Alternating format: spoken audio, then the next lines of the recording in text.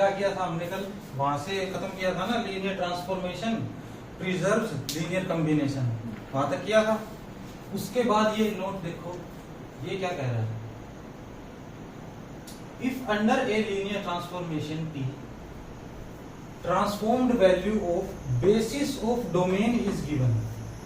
इसका मतलब क्या है, डोमेन का कोई बेसिस होगा, अगर मैं उसको अल्फा 1 अल्फा 2 अल्फा n मानता हूं, तो transformed value of basis is given का मतलब t of alpha 1 t of alpha 2 t of alpha तक दे रखी है। Then we can find transformed value of every vector of domain uniquely. Uniquely वाला तो क्या है, सबसे पहले तो इसको यूनिकली एक्सप्रेस कर सकते हैं हम, थ्योरम की थी ना हमने। उसके बाद ये क्या कह रहा है, we can find transformed value of every vector. Every vector कहां से निकाल लेंगे अब एवरी वेक्टर के लिए क्यों गारंटी ले रहा है ये, क्योंकि ये बेसिस है। बेसिस क्या करेगा, हर वेक्टर को जनरेट कर देगा, इस टाइप से जनरेट कर देगा ना, हर वेक्टर को इनकी लीनियर कॉम्बिनेशन में लिख सकता हूं मैं। उसके बाद अगर दोनों जगह में ट्रांसफॉर्मेशन लगाऊंगा, ये हो जाएगा टी ऑफ अल्फा, है ना, जैसे ये लिख रखा है ना, ये यूनिकली एक्सप्रेस कर देगा, इतना तो पता है हमें पहले से ही। अब अगर मैं दोनों साइड ट्रांसफॉर्मेशन लगा देता हूं टी, तो क्या आएगा यहाँ पे, T of alpha C1 T of alpha 1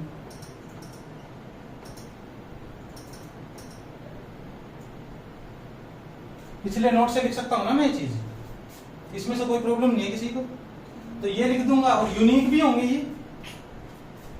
अब हम चलते हैं रिजल्ट्स पे। ये 3 रिजल्ट हैं, 1 2 और तीसरा मैं लिखवाऊंगा। तीनों रिजल्ट बहुत ज्यादा काम के हैं, ये इनके बेस पे क्वेश्चंस आए हैं पहले। पहला रिजल्ट क्या कह रहा है, देखो रिजल्ट 1 कह रहा है कि if under a transformation T, कोई ट्रांसफॉर्मेशन है T, transformed value of basis of domain is given. Basis, domain की जो बेसिस होगी उसकी ट्रांसफॉर्म्ड वैल्यू दे रखी है। Then number of linear transformation satisfying T will be unique. यहां पे अब जो नोट लिखा था उसके हिसाब से मैं भी ये बात कह सकता हूं ना। अगर बेसिस की ही दे दी तो क्या कहेंगे हम, अगर टी ऑफ अल्फा 1 दे रखा है, मान लेता हूं कोई और डोमेन में इसकी वैल्यू है बीटा 1, ठीक है, टी ऑफ अल्फा 2 दे रखा है, ऐसे कर करके टी ऑफ अल्फा n दे रखा है, ऐसे ही होगा ना। तो बीटा में कोई भी निकालूंगा तो ऐसे निकालूंगा ना, ये इसका बेसिस आ जाएगा। तो बीटा कोई भी निकालूंगा तो यूनिकली ऐसे निकाल सकता हूं, बीटा 1 प्लस बीटा 2 निकाल सकता हूं। बीटा 1 क्या होगा यहाँ पे, T alpha 1, beta 2 T alpha 2, ये beta n T alpha n, ठीक है। तो अगर कोई भी हमें क्वेश्चन दे दिया, ट्रांसफॉर्मेशन दे दी और उसके जो बेसिस होगा ना, जो सेट होगा, उसके सभी वेक्टर्स की ट्रांसफॉर्म्ड वैल्यू दे दी, तो हम क्या कहेंगे कि जो लीनियर ट्रांसफॉर्मेशन इसको सेटिस्फाई करेगी वो यूनिक ही होगी एक, ठीक है। उसके बाद रिजल्ट 2 में चलो, if under a linear transformation transformed value of dependent set of vectors is given. मान लेता हूं कि डिपेंडेंट है वेक्टर, ठीक है, ये डिपेंडेंट होंगे तो क्या करूंगा मैं, किसी एक वेक्टर को सभी की लीनियर कॉम्बिनेशन में लिख सकता हूं। मैंने मान लिया अल्फा n को ऐसे लिख दिया मैंने। अब linear transformation, number of linear transformation अगर मेरे को फाइंड करनी है तो कैसे करूंगा मैं, कि सबसे पहले तो चेक करूंगा कि अल्फा n को इसमें लिख दिया, उसके बाद चेक करूंगा T of alpha n is equal to C1 into T of alpha 2 plus C2 into T of alpha 2, इसके अल्फा 1 अल्फा 2 इसके बराबर है या नहीं। अगर वो जो ट्रांसफॉर्मेशन जो फंक्शन दे रखा है वो इसे ही सेटिस्फाई नहीं करता, ठीक है, इसका मतलब तो ये एग्जिस्ट ही नहीं करता, क्योंकि ये तो प्रॉपर्टी है ना। अगर लीनियर ट्रांसफॉर्मेशन होती कोई तो वो तो प्रिजर्व करती लीनियर कॉम्बिनेशन को, यहां तो प्रिजर्व कर नहीं रही, तो क्या कह देंगे, number of linear transformation satisfying this condition will be 0। अगर इस टाइप के वेक्टर्स की ट्रांसफॉर्म वैल्यू दे रखी है और ये दोनों कंडीशन मीट हो रही है, इसका मतलब इन दोनों कंडीशंस को मीट करने वाली तो कोई लीनियर ट्रांसफॉर्मेशन मिलेगी ही नहीं, ठीक है। रिजल्ट 3 लिखो। अब रिजल्ट 3 में क्या आएगा,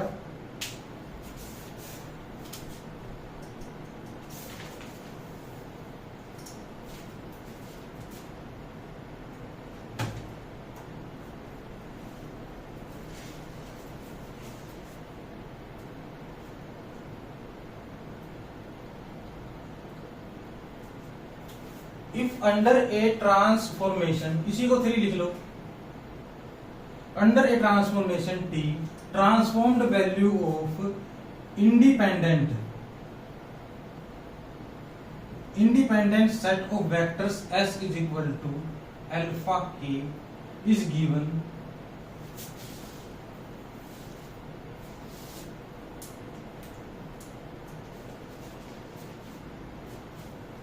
and S is not basis,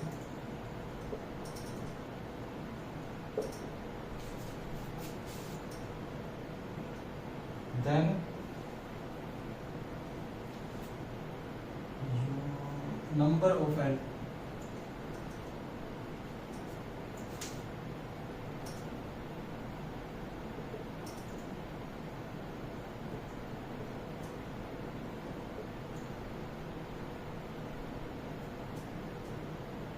ठीक है, ये लिख दिया मैंने। तो क्या है, इंडिपेंडेंट सेट ऑफ वेक्टर्स दे दिए अगर U के अंदर से। अब U के अंदर से देंगे वेक्टर तो ये तो ऑब्वियस सी बात है, क्योंकि ट्रांसफॉर्मेशन लगेगी किस पे, डोमेन पे लगेगी। अगर P यूज टू भी दे रखा है तो अल्फा 1 अल्फा 2 अल्फा के सारे Li हैं। अगर मैं कोई Li सेट लेता हूं तो या तो वो होता है बेसिस, या फिर उसको एक्सटेंड कर सकते हैं हम बेसिस के अंदर। एक्सटेंशन थ्योरम से की थी ना हमने ये बात। इसका मतलब या तो इसकी कार्डिनैलिटी होगी उसकी डायमेंशन के बराबर, या उससे कम, या तो बेसिस के बराबर इसके नंबर होंगे या उससे कम होंगे। तो मैं मान लेता हूं S। अब अगर इससे बेसिस है तो ठीक है, बेसिस नहीं है तो क्या करेंगे। अब बेसिस तो है ही नहीं है, नॉट बेसिस लिख दिया जब यहाँ पे, तो बेसिस नहीं है तो मैं S1 कोई सेट ले सकता हूँ जिसको मैं बेसिस बना सकता हूँ इसका U का, अल्फा 1 अल्फा के, ये तो ऐसे कैसे ले लूंगा मैं। उसके बाद में से लेता हूँ F और K प्लस 1 अल्फा, ऐसे करते करते K प्लस 2 अल्फा N, यहाँ तक चला जाता हूँ, ठीक है। अब इसके बाद इनकी तो ट्रांसफॉर्म वैल्यू मेरे को पता है, ठीक है। ये तो कुछ भी हो सकते हैं ना। अब ये तो हम एक्सटेंड करेंगे, जैसे अगर मान लेते हैं 100 की कमी थी यहाँ पे R3 में, करा था ना हमने क्वेश्चन है जिसमें 100 से बेसिस बनाया था, तो इसकी जगह 200 भी तो आ जाएगा, 300 भी तो आ जाएगा, समझे बात। एक्सटेंड करते टाइम तो हम यहाँ पे कुछ भी ले सकते हैं, और जब ऐसे लिख देंगे तो हम किसी भी अल्फा को कैसे लिख सकते हैं, alpha is equal to C1 alpha 1 plus CK alpha K plus CK plus 1 alpha K plus 1, इस टाइप से लिख सकते हैं ना। इसी तरह ट्रांसफॉर्मेशन लगा देंगे तो भी इस टाइप से लिख सकते हैं, T लगा देंगे हर जगह पे, लगा देंगे। अब क्या है, ये यूनिकली तो एक्सप्रेस नहीं है ना, इनकी तो वैल्यू चलो ठीक है फिक्स है, ये तो कुछ भी हो सकते हैं। अब इस T अल्फा को K1 को बीटा मान लेता हूं, beta K plus 1 beta K plus 2 can be any vector. तो इसका मतलब जो लीनियर ट्रांसफॉर्मेशन इसको सेटिस्फाई करेगी T को, वो तो इनफाइनाइट आ जाएंगे ना, आई बात समझ। क्योंकि यहाँ पे T अल्फा क्या है, जनरल वेक्टर किसका है, कोडोमेन का ले लिया ना बीटा हमने। कोडोमेन के वेक्टर को भी ऐसे लिख सकते हैं आप, यूनिक में लिख नहीं सकते क्योंकि यहाँ पे एनी वेक्टर आ जाएंगे, तो क्या कर देंगे हम, इनफाइनाइट आ जाएंगे। ये कंसेप्ट समझ में आए, 3 रिजल्ट। इसके बाद इस रिजल्ट के बेस पे भी क्वेश्चंस करेंगे, और वैसे भी जनरल क्वेश्चंस भी करेंगे जो लीनियर ट्रांसफॉर्मेशन के हैं।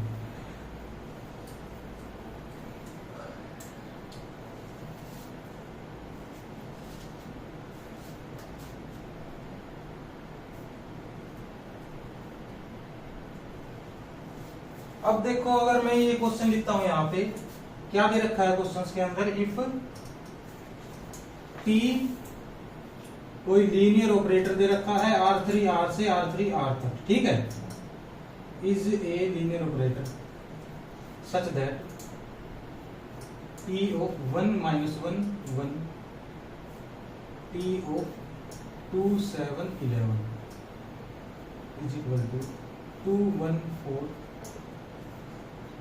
1 0 minus 1, then find, पहला है T of 5 13 23 PO 15 48 78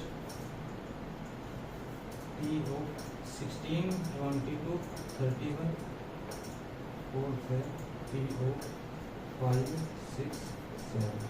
ठीक है,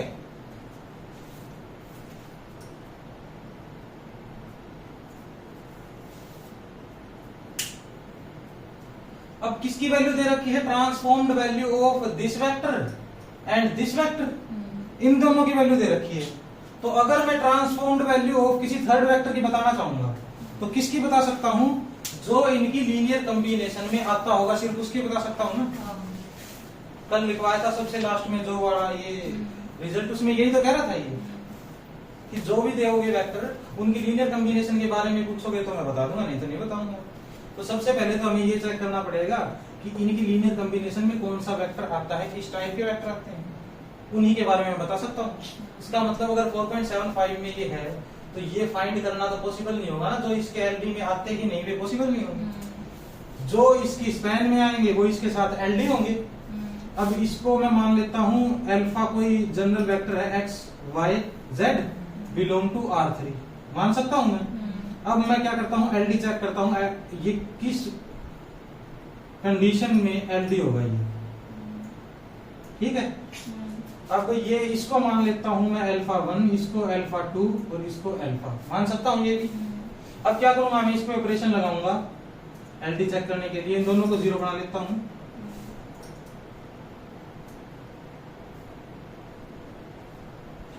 इस पे ऑपरेशन क्या लगाया मैंने, R2 प्लस माइनस 2R1, तो 7 + 2 9, 11 - 2 भी 9,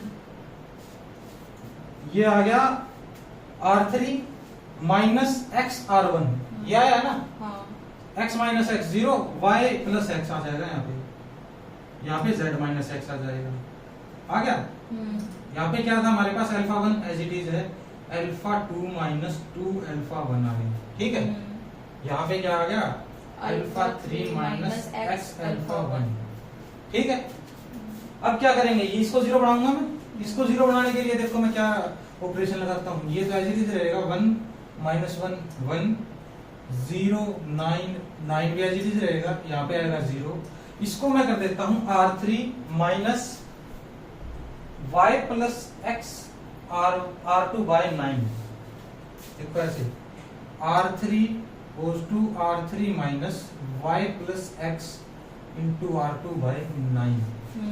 ऐसा कर दूंगा तो 0 बन जाएगा ना, यहाँ पे 0 हो जाएगा और यहाँ पे क्या आ जाएगा, z माइनस एक्स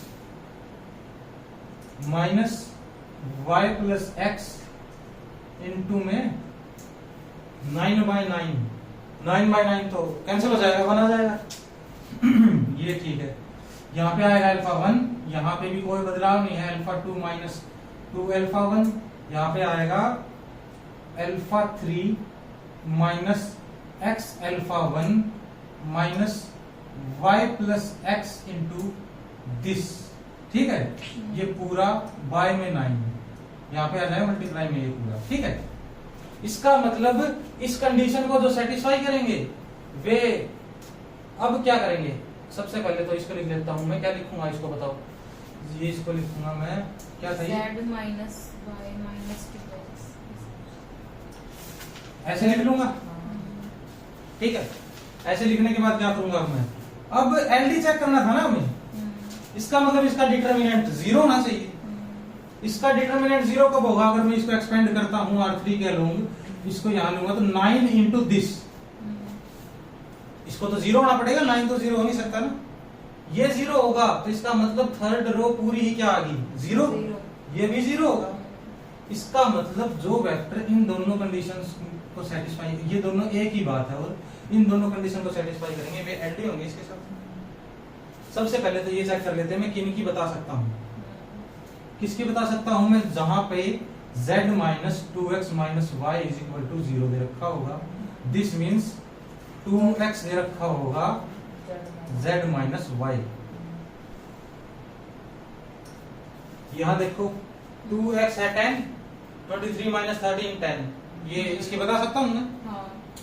ये 15 2 30, दिस माइनस दिस 30, ठीक है, इसकी बता सकता हूँ।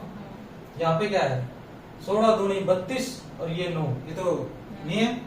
5 दूनी 10 और ये तो इनकी तो बारे में बता ही नहीं सकता मैं, नहीं बता सकता ना। तो अब क्या करूंगा मैं, इसके बारे में बताऊंगा, इन दोनों के बारे में। इन दोनों के बारे में कैसे बताऊंगा, अब मैं चेक करो। अब देखो इस किसकी निकालनी है हमें, लीनियर ट्रांसफॉर्मेशन की 5, 13, 23 की निकालनी है ना हमें। तो हम एक जनरल की निकाल लेते हैं, उसके बाद 5, 13, 23 पॉइंट पुट कर देंगे उसके अंदर। आई बात समझो कैसे निकालेंगे। अल्फा 1 और अल्फा 2 दे रखा हमें, अल्फा ये है। अब अल्फा को मैं क्या लिख सकता हूं, ये लिख सकता हूं मैं इसको C1 alpha 1 plus C2 alpha 2, ठीक है। इन दोनों को लिख सकता हूं इस वे में, ये यहाँ प्रूव कर दिया हमने, एलडी है तो ये इस वे में लिख सकता हूं। अब क्या करूंगा मैं, अल्फा 1 और अल्फा 2 की वैल्यू पुट कर दूंगा यहाँ पे, C1 minus C1 plus C2 0 minus C2, नहीं 2 हाँ, ये इस बात का ध्यान रखना है कि इनको नहीं, सिर्फ इनको पुट करना है, क्योंकि डोमेन के अंदर से तो ये आ रहे हैं ना दोनों, तो कोडोमेन के मेंबर है। तो ये आएगा 2C2 plus 7C2 plus 11C2। पूरे को लिखूंगा तो मैं C1 plus 2C2 comma minus C1 plus 7C2 comma C1 plus 11C2। ऐसे ही करूंगा, एक्स वाई जेड यहाँ पे चल ही रहा अपना।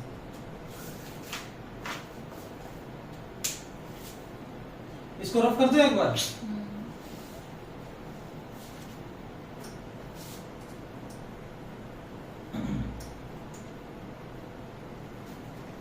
यहां से क्या आ जाएगा भाई, सबसे पहले तो मैं लिख दूंगा C1 plus 2C2 is equal to x minus C1 plus 7C2 is equal to y. ये लिख सकता हूं मैं।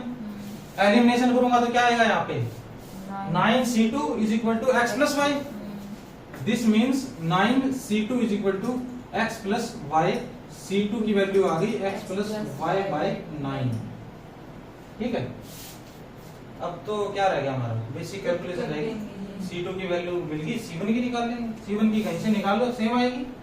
तो मैं निकालता हूँ C1 is equal to x minus 2C2 का क्या आएगा, x प्लस वाई बाई 9।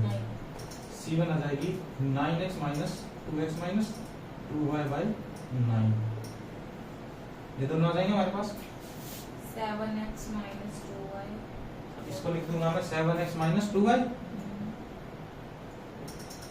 ये कहाँ पुट कर दूंगा, ये यहाँ पुट कर देता हूँ ना। ये यहाँ पुट करने के बाद देखो क्या फायदा होगा हमारा, ये दोनों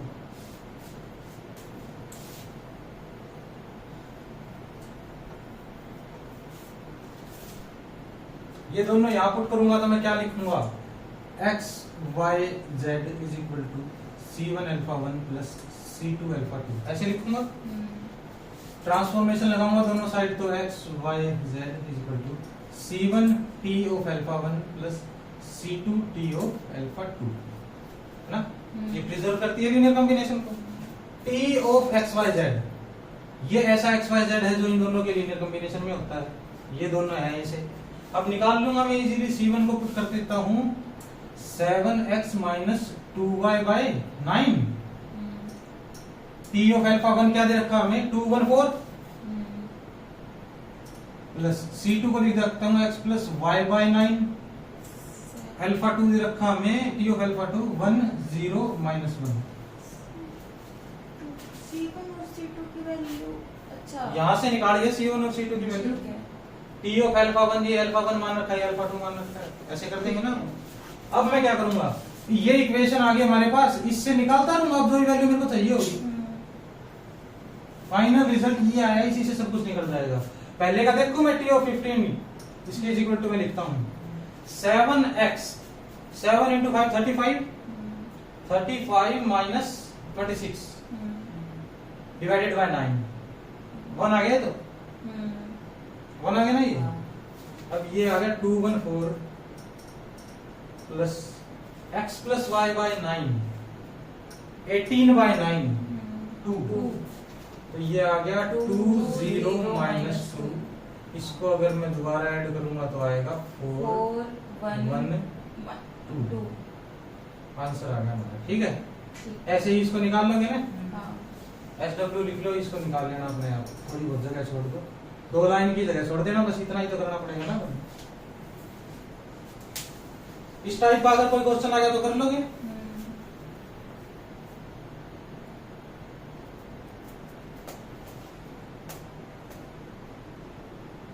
और ध्यान देने की बात क्या है यहाँ पे, ध्यान देने की बात ये है कि एक बार मैंने क्या निकाला, XYZ निकाला, इसके लीनियर कॉम्बिनेशन का, उसके बाद इसकी ट्रांसफॉर्मेशन निकाली, यूनिक आ गई ना ये तो। इसके अलावा कोई ट्रांसफॉर्मेशन ऐसी ढूंढ सकता हूं मैं जो इसको सेटिस्फाई कर देगी? ऐसा तो नहीं, मुश्किल हो जाएगा ना ऐसा मिलना। तो पूरे तरीके से लिखना चाहोगे तो भी लिख सकते हो तुम इसको, 7 2 जाए, पूरी ट्रांसफॉर्मेशन सिंगल भी बन जाएगी ये, क्योंकि ये पता ही हमें ये R3 का मेंबर, ये R3 का मेंबर आएगा। ऐसा क्यों पॉसिबल हुआ? क्योंकि α1 और α2 इसके लीनियर कॉम्बिनेशन में लिख सकते थे, इसीलिए पॉसिबल हुआ ना ऐसा। तो जो हमने रिजल्ट किया था वो बेसिस वाला, कि भी बेसिस की वैल्यू दे रखी है, तभी तो हम उसको यूनिक कह रहे थे। अगर बेसिस की वैल्यू दे देते बेसिस से तो सारे ही जनरेट हो जाते, इनके लिए एक ही LT काम आ जाती, यूनिक ये वाली। आई बात समझ?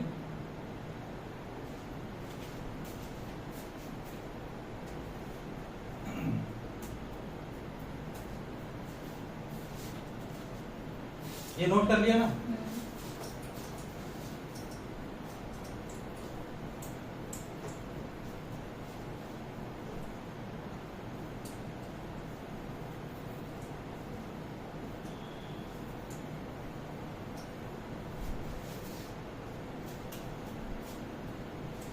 अब देखो क्वेश्चन लिखता हूं मैं, number of linear transformations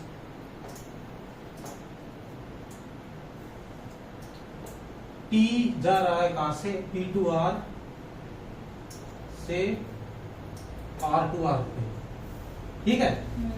U दे रखा है ये, V दे रखा है ये, सेटिस्फाई क्या कर रहा है ये, T of 1 plus x square, T of 3 4x plus 7x square is equals to 1 2, और ये है -1 3। Number of linear transformation this satisfying this will be, पहला है 0, दूसरा है यूनिक या 1 मान लो इसको, तीसरा है इनफाइनाइट, चौथा है फाइनाइट बट मोर देन 1।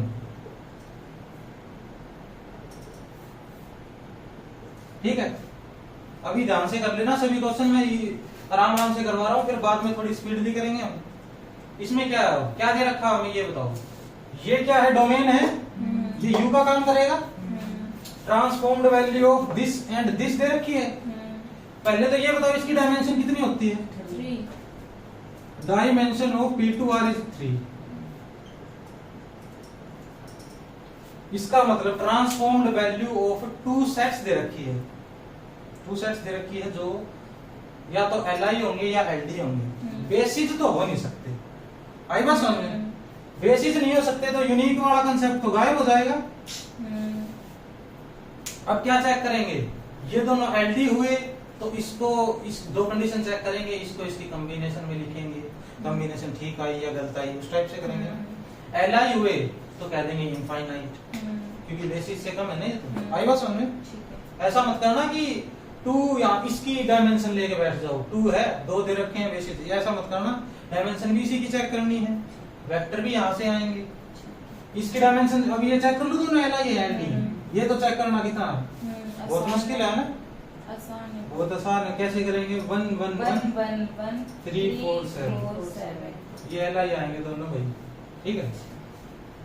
देखते ही पता चल गया ना Li है, क्योंकि एक लगाएंगे ये आएगा 0 1 और 4। अब क्या करेंगे, इसका कुछ नहीं कर सकते। Li है तो क्या आ जाएगा, इनफाइनाइट। सब रिजल्ट से कर देंगे इसको। इस टाइप का क्वेश्चन देखें घबराओगे नहीं ना, नहीं। जैसे रिजल्ट को देख के घबरा जाते हैं ना, रिजल्ट तो इतना बड़ा है, वो पता नहीं क्या क्या याद रखना पड़ता है, उस तरीके से क्वेश्चन को देख के तो नहीं घबराओगे ना, ये तो इजी हो जाएगा। सिर्फ क्या देखना हमें, किसकी ट्रांसपोर्ट वैल्यू दे रखी है, वही बेसिस की दे रखी है, यूनिक, डिपेंडेंट की दे रखी है, चलो चेक करते हैं तेरे पास कितना तो मेथड है, इंडिपेंडेंट की दे रखी है, और बेसिस की भी, बेसिस नहीं बना रहा तो इनफाइनाइट। ठीक है, अगला क्वेश्चन करते हैं, नंबर ऑफ एंटी, अब इसी में कर देता हूँ।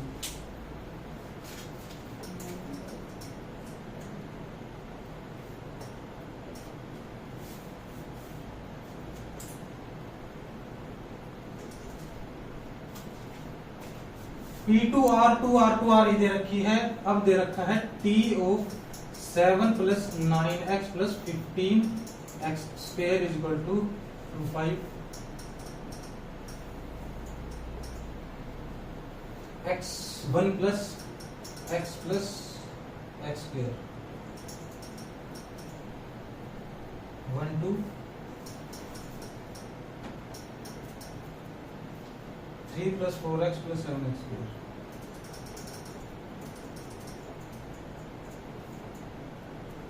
माइनस 1 3।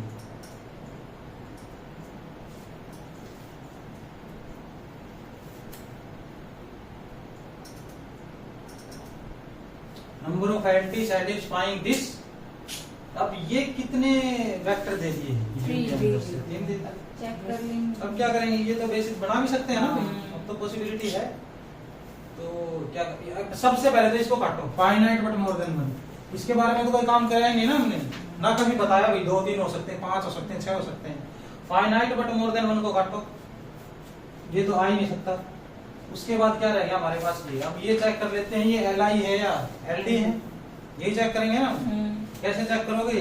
7 9 15 1 1 1 3 4 7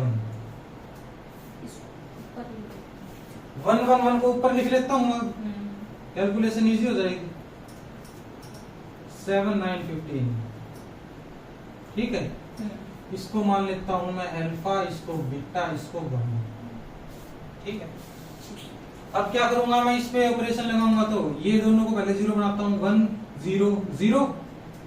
अब देखता हूं मैं, ये this minus 7 this, R2 minus 7 R1, 9 minus 7 2, 15 minus 7 8, 3 minus 3, 4 minus 3 5 minus 3 2।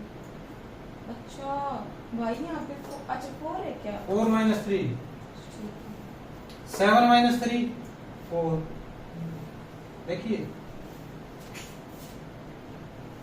अब ये देख लेता हूँ क्या लिखा है, beta minus 2 7 beta minus 7 alpha, और ये है गामा माइनस 3 अल्फा। अब क्या करूंगा बताओ, अब इस पे एक और लगा देता हूँ ऑपरेशन। अब वो एक और ऑपरेशन लगाऊंगा तो ये रो पूरी ही क्या हो जाएगी, 0 बन जाएगी ना दोनों। हाँ जान दो, ये 0 बन जाएगी। हाँ। 2 से मल्टीप्लाई, पहले 2 से मल्टीप्लाई और फिर माइनस कर देता हूँ, चलो पहले 2 8, यहाँ भी 2 से मल्टीप्लाई कर दूं पूरे को इसको।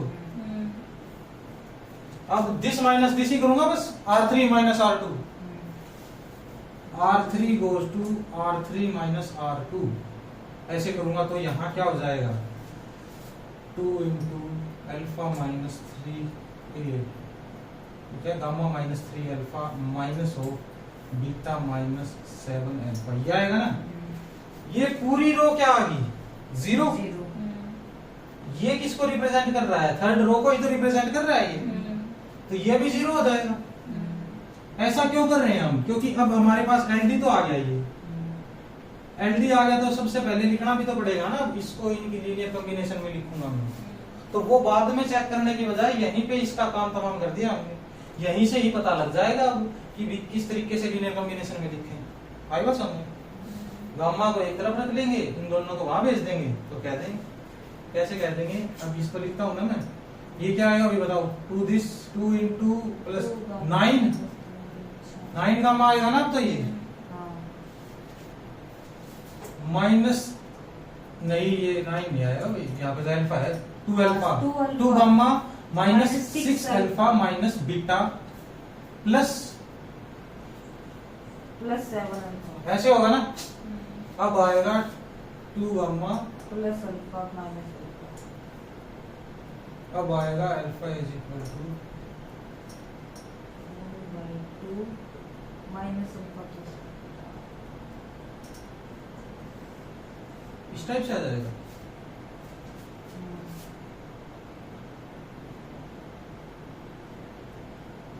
बताओ यहाँ पे कोई दिक्कत हो? ये तो इस टाइप से आ गया। और ये अब चेक भी कर लो, तुम एक बार चेक करो तो 3 + 4 + 7x² को इसमें लिख सकता हूँ मैं? लिख तो नहीं सकता भाई, तो गलत हो जाएगा।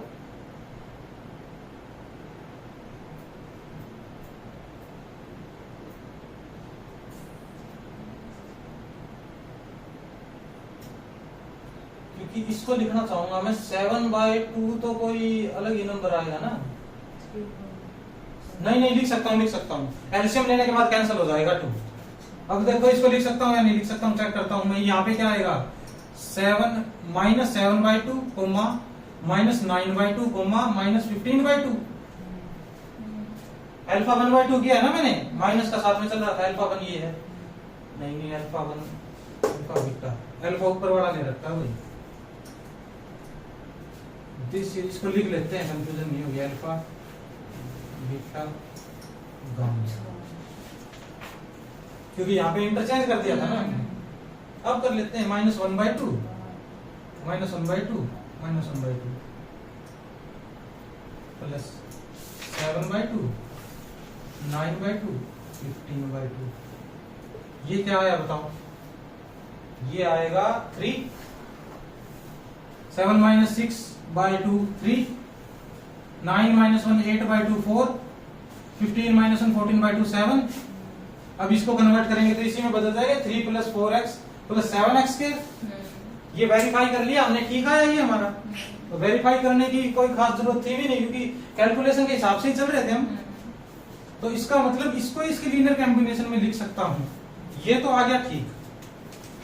एलडी आने के बाद पहली कंडीशन तो हमने चेक कर ली, दूसरी भी चेक कर लेता हूं। अब चेक करता हूं टी ऑफ गामा को ऐसे लिख सकता हूं या नहीं।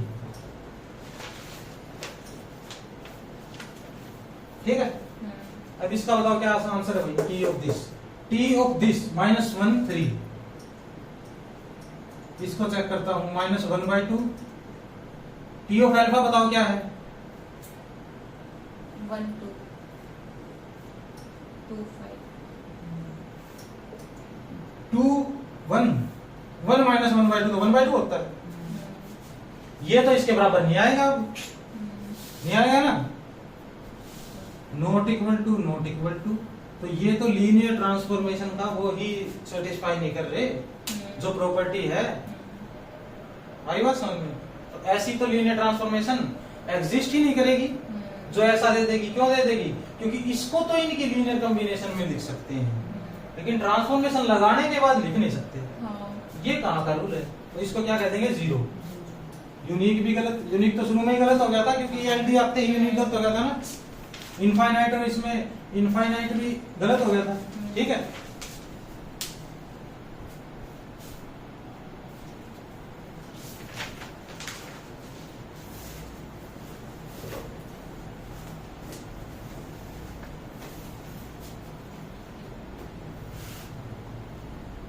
अब मैं लिख देता हूं, क्या लिख देता हूं, इसको बदल देता हूं। ये लिख दिया ना पूरा, यहां से लेके यहां तो उतार लिया ना। ये मिटाने की जरूरत ही नहीं होती, चलो कोई नहीं।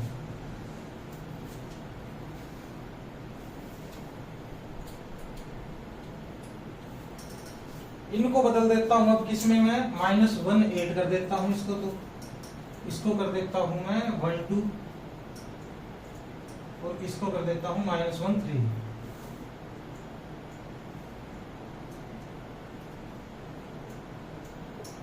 ठीक है, अब देखो, अब इसको तो मैं इनके लीनियर कॉम्बिनेशन में लिख सकता हूं और ऐसे लिख सकता हूं। ये बात तो एस्टेब्लिश कर रखी है ना हमने।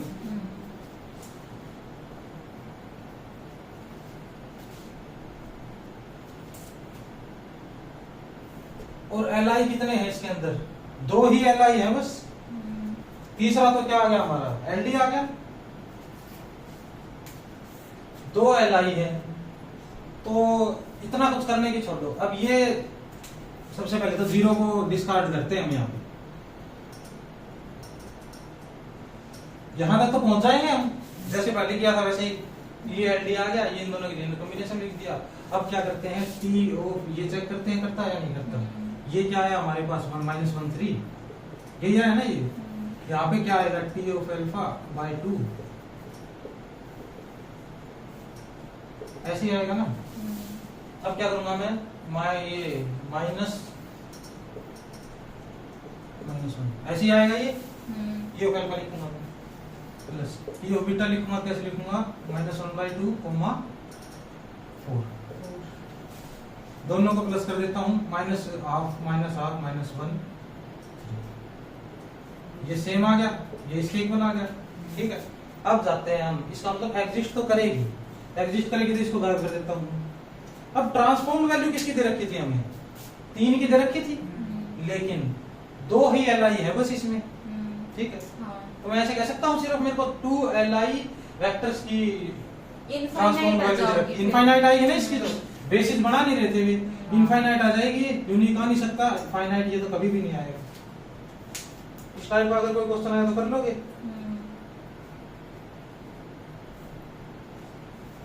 अब यही है बस। अब अगर कोई बेसिस दे देंगे, अगर एल आई आ गए तीनों, उनकी ट्रांसफॉर्म वैल्यू दे दी, बिना देखे यूनिक कर देंगे। ठीक है, एक कर ही लेते हैं, यही तो बदलने हैं बस, यहीं पे बदल दूं क्या मैं ये।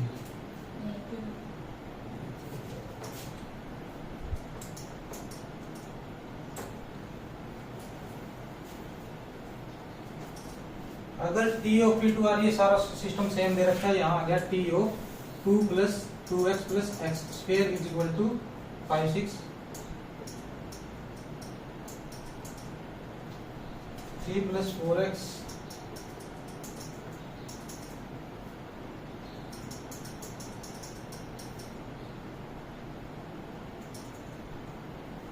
-1 3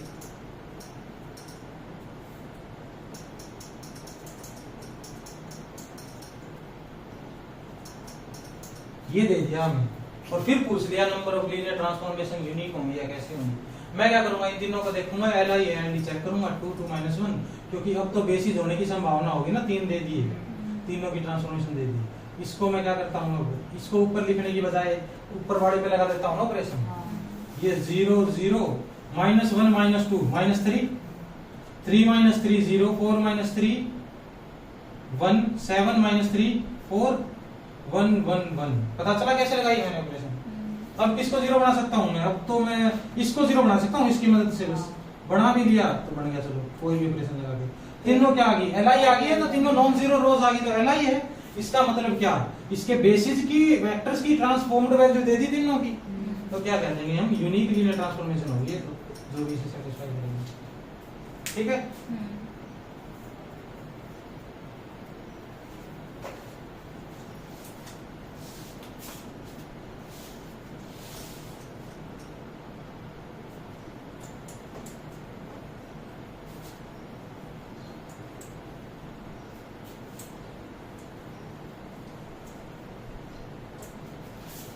अब आगे चलते हैं, हमें क्या क्वेश्चन दे रखा है, फाइंड द लीनियर ट्रांसफॉर्मेशन।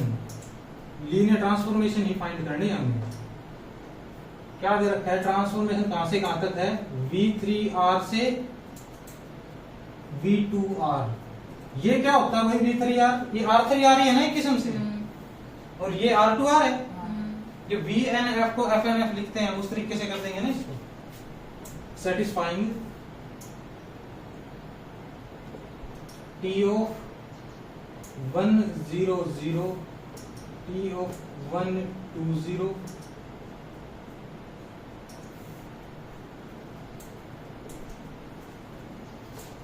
1 1 2 3 -3 2। ठीक है, T of x निकालना हमें, इसका मतलब, या फिर T ऑफ अल्फा निकालना है, कुछ कह लो। अल्फा को मैं मान लेता हूं XYZ belong to R3R, V3R लिख दो, यहाँ पे V3 लिख रखा है। तो टू फाइंड क्या है,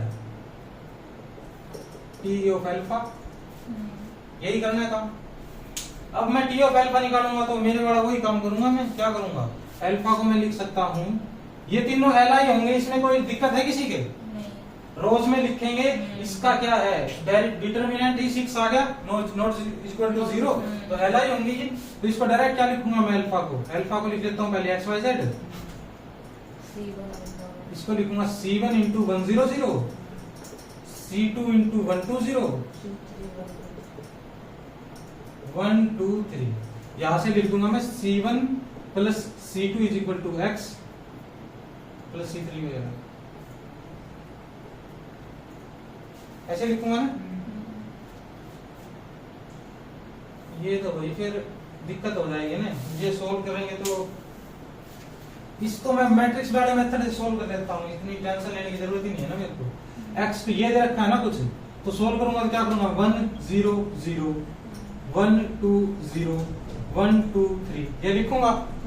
यहाँ पे क्या जाएंगे, अगर मैं लिखूंगा वैसे भी C1 C2 C3, यहाँ पे क्या है X Y Z, इस तरीके की सोल्व कर रखी है ना हमने पहले इक्वेशन। ये क्या है, नॉन होमोजेनियस है ना ये, क्योंकि X Y Z तो कुछ भी हो सकते हैं, 0 नहीं हो सकते। नॉन होमोजेनियस इक्वेशन को कैसे वो करते हैं, वेरिएबल C1 C2 C3 हो जाएंगे इसके लिए। इसको कैसे सोल्व करते हैं, वो ऑगमेंटेड मैट्रिक्स बना के सोल्व करते हैं। बना लेता हूँ,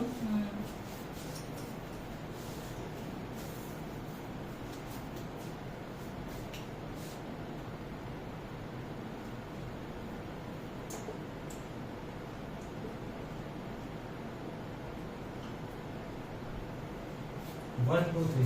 सबसे पहले तो ये आ गया, तो इसको बनाता हूं मैं augmented matrix X Y Z, ठीक है। लेकिन अगर मैं इसको दूसरे तरीके से बनाना चाहूँ तो क्या करूंगा,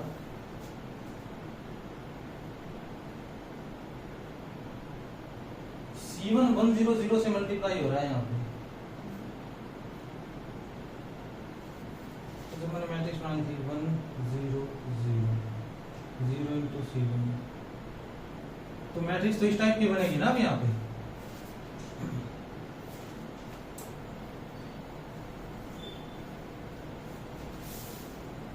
अगर मैं बनाना चाहता हूं ये C1 plus C2 plus C3, C1 plus C2 plus C3, 0 2 C2 2 C3, 0 0 3 C3, X Y Z।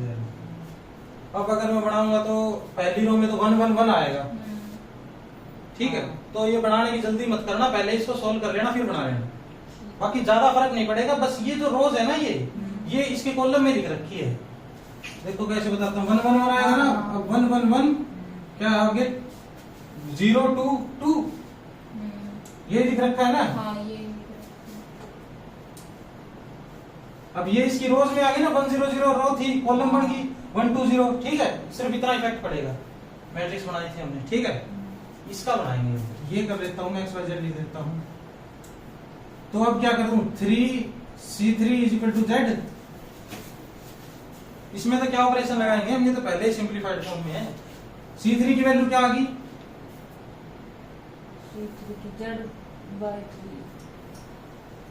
ठीक है। ये क्या आएगा भाई, 2 C2 plus 2 C3 is equal to Y, 2 C2 is equal to Y minus 2Z by 3, C2 is equal to Y by 2 minus Z by 3, ठीक है।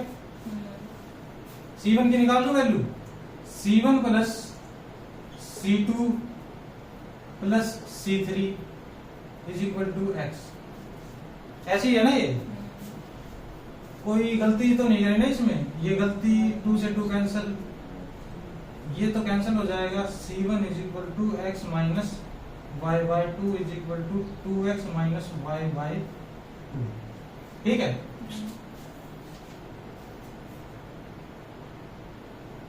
ये ही आया भाई। अब ये क्या करूंगा मैं, C1 C2 C3 में वैल्यू पुट कर दूंगा, ट्रांसफॉर्मेशन लगा दूंगा, यही करूंगा मैं और क्या करूंगा। सबसे पहले तो इसको कर दो। क्या निकालना है भाई मुझे, टी ऑफ अल्फा निकालना है, T of x y z निकालना है। T of x y z equal to C1 into T of 1 0 0 plus C2 into T of 1 2 0 1 2 3। ठीक है, ऐसे करूंगा तो अब इसके अंदर वैल्यू पुट कर दूंगा किसकी, C1 की, C2 की, C3 की, इसकी, इसकी और इसकी आ जाएगी।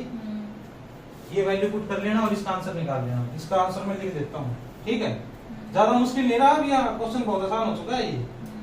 बस इसमें क्या है, तुमको वहां पे अलग अलग 7x माइनस 9x अलग अलग काम चल गया था। क्यों चल गया था, पुट करके देखना था। अब क्या है, जनरल निकालनी है तो इसका आंसर निकाल लेना, कल चेक भी कर लूंगा मैं। इसका आंसर आएगा, अगर रेफरेंस के तौर पे गलत हो जाए ना, आखिरी में अगर मिलाना पड़े तो ये आएगा 6x plus 3y minus 10z by 2 by 6,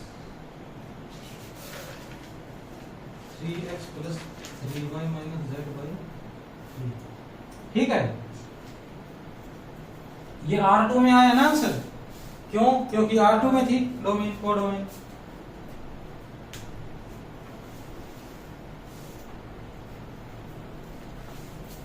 अब इस टाइप के क्वेश्चन अगर ट्रांसफॉर्मेशन निकालनी होगी तो निकाल लोगे, खुद करने में ज्यादा टाइम नहीं लगेगा, ये समझाने में तो ज्यादा टाइम लग रहा है क्योंकि ज्यादा लंबा प्रोसेस है नहीं है। एक्स वाई जेड कोई भी मैं वेक्टर उठा लूंगा यू से, यू मतलब डोमेन से, इसके लीनियर कॉम्बिनेशन लिख दूंगा, C1 C2 C3 की वैल्यू निकाल लूंगा और आंसर आ जाएगा।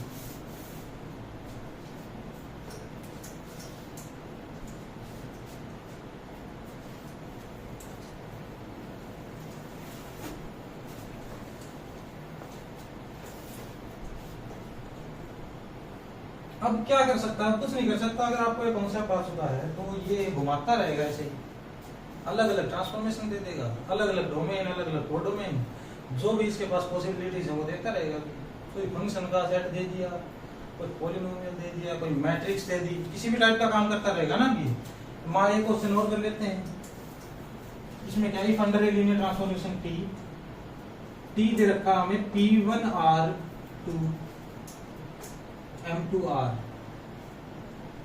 इसका मतलब क्या, डोमेन और कोडोमेन कुछ भी हो सकते हैं यहाँ पे। इस वहम में नहीं रहना हमें कि भाई पॉलिनोमियल मैट्रिक्स में कैसे चेंज हो गया, पॉलिनोमियल टपल में कैसे चेंज हो गया, कुछ भी हो सकता है, वो ट्रांसफॉर्मेशन के हिसाब से चेंज होगा। ठीक है, अब ये दे रखा हमें क्या, एटमोस्ट 1 डिग्री का पॉलिनोमियल है और 2 क्रॉस 2 की मैट्रिक्स में चेंज कर रखा है ना। ये देखो इसको कैसे करेंगे। सबसे पहले तो क्या दे रखा है यहाँ पे, टी ऑफ 1 प्लस एक्स दे रखा है 1 2 3 4, टी ऑफ 1 माइनस एक्स। ये फेमस है दोनों, 1 प्लस एक्स और 1 माइनस एक्स, ये बार बार में देखे है ना हमने। दोनों एल भी है और इसका बेसिस है, दोनों बनाते हैं। 2 3 4 7, find T of 8 plus 12 x. ठीक है, हम क्या करेंगे, हम क्या करेंगे भाई, ये दे दिया, क्या दे दिया, ये दे दिया, इसका ये कोडोमेन दे दिया, डोमेन दे दिया, दो वेक्टर्स की ट्रांसफॉर्म्ड वैल्यू भी दे दी। इसकी डायमेंशन क्या है, 2, डायमेंशन 2 है, और दो ही वेक्टर्स की ट्रांसफॉर्म्ड वैल्यू दे रखी है। दोनों क्या है, Li। तो इनडायरेक्टली क्या दे दिया, बेसिस की वैल्यू दे दी इसमें। अब तो मैं क्या कहते हैं, जनरेट कर दूंगा, कोई टेंशन की बात नहीं है। ये क्या कह रहा है, T8 प्लस 12x। हम क्या कहेंगे, 8 प्लस 12x की क्या बात कर रहे हो, मैं तो जनरल निकालूंगा a प्लस bx, उसके बाद इसके भाई बंधु, इसके पड़ोसी, किसी को उठा लाना, सब ये निकाल दूंगा मैं। 8 प्लस 12x तो कुछ भी नहीं है फिर हमारे लिए। वो कैसे करूंगा मैं कहूंगा ये दोनों सेट, ये दोनों वेक्टर बेसिस बनाते हैं, तो मैं a प्लस bx को a प्लस bx छोटो पे सिर्फ इसकी निकालनी है तो 8 प्लस 12x। ठीक है, क्योंकि a भी वेरिएबल आ जाते हैं, C1 C2 भी उसमें निकल तो जाता, थोड़ी दिक्कत हो जाती है। इससे बढ़िया यहाँ पे काम कर देते हैं हम अपना।